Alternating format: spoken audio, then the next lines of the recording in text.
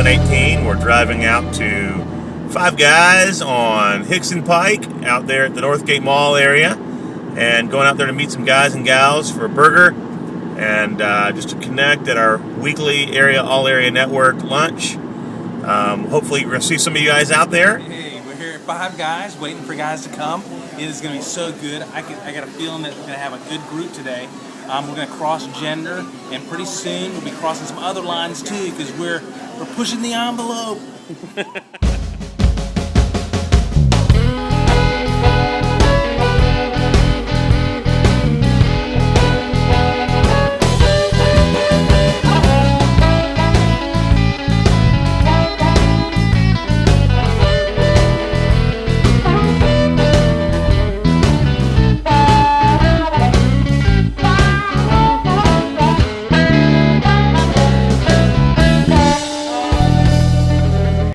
Great. Oh yeah, you were shaking hands with Zach over here. Yes, exactly. How's Zach? Hey, still got that coolest goatee at the table. Are you gonna start braiding that thing?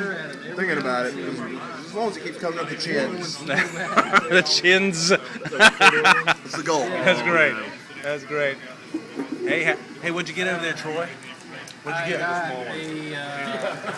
think they call it the wimpy burger because it only has one burger. The girl burger. The girl burger. Yeah. Okay, yeah. Tony's calling that a girl burger. What Tony had? I'm like, Well, it's Nothing. Tony devoured his. There's nothing there. the cow tongue. That's what you I had cow tongue.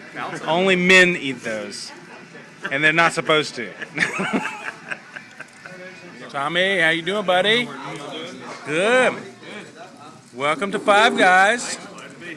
Come on in. Have a seat. Hey, no drooling allowed there. I'm good. How are you? Very good. Very good. You're not eating?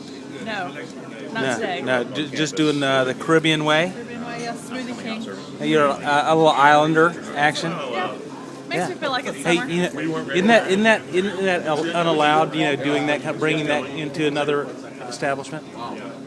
Maybe. Okay, I don't just know. checking. Always breaking the rules, pushing the boundaries, pushing the boundaries. What are rules? See ya. The question of the day is, where do we see in the scriptures that what God says about how or why we should care about the next generation? Like, what evidence do we find biblically that tells us that what we do is critical? Like, you want answers? Yeah, it's a real question, not like a, Oh, okay. see you Today. later. Think about this. for a Go moment. home and ponder that. Yeah, ponder that. Yeah. What about like Deuteronomy 6, where it talks about what I teach this generation to pass on, or it talks about that part. Deuteronomy 6 is awesome. We'll go with that. I mean, it's got the Great Commandment in there, and then. Tony and I were just talking about that. Oh, is there a talk about that one? I did not. That's hear okay. that. That's okay. You didn't hear it. That was My answer still. Jesse's. But yeah, And I also, mean, when Paul tells Timothy, he says, "You take what I've taught you, and you teach the faithful men." He talks about connecting and passing that on. That's New Testament. Yeah. Yeah. Somewhere in there. Yeah. It's Nerd it out. It's in the red. I just too. I love that because the only command to young boys is to think. Be sensible. Which is a stretch. That doesn't always happen. Y'all can stay out of a lot of trouble if you just be sensible. It's the basic middle schooler commandment. Don't be stupid. That's What are you right. thinking? I tell boys all the time, just be sensible. You just have to think through what you're about to do. It's hard as it sounds. It's a manatee. What are you thinking? Well, he did think. As soon as he jumps, is it violent? It's gonna hurt. That is totally an inside joke. Sorry. We're gonna video that later. See ya. To be honest, the fifth graders aren't in my class. We're the class with the donuts, and we're upstairs, and we're dealing with adult things. So I don't really have time to pass on the greatness of God to the next generation, because after church, we're busy. So we are a created role to fulfill, in large part, I think, what the church and families are failing to fulfill. I would agree with that because even in Deuteronomy 6, it's to your sons and your grandsons. It's not. Now, I mean, we take it in principle and do it, which we should do, but I think you're right. I think that the parents aren't doing the job so that So were maybe created to fill the our fifth greater need. role is to try to facilitate intergenerational passing on of the greatness of God more often than we do. Invite a 70-year-old to your lock-in. Schedule it accordingly, of course. Yeah, I'll make sure how Early bird special for dinner. I got that on video.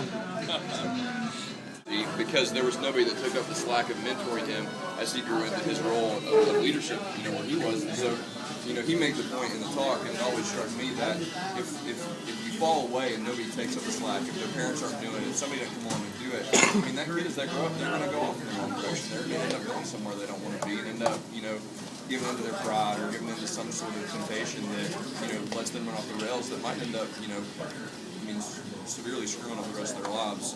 Eternally, but also in the present.